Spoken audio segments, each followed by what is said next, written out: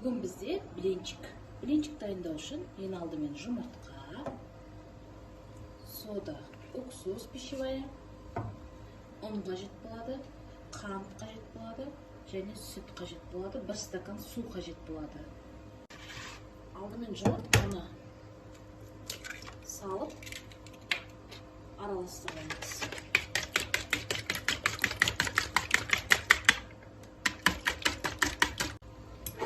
Жақсылап араласқаннан кейін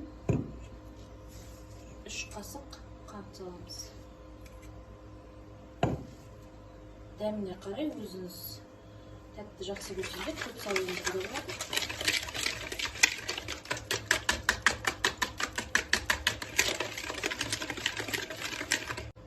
Одан кейін 1 стакан су, 1 стакан сүт.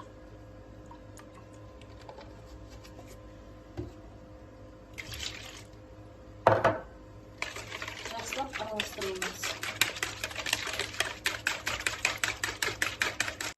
Араласқаннан кейін пищевая содамызға кішкене уксус құямыз.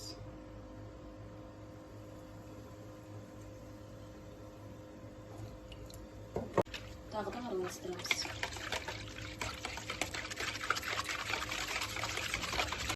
Одан кейін ұн саламыз. Ұнымызды жақсылап араластырып отырамыз.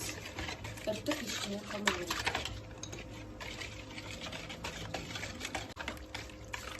Қатты қою, қатты сұйық та болмау қажет. Содан кейін ең соңында сұйық май құйып жібереміз.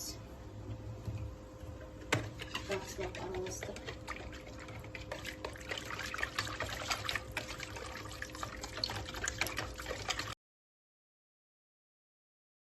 Осылай қызып тұрған блинницамызға құйып, екі жағын ауыстырып пісіріп аламыз.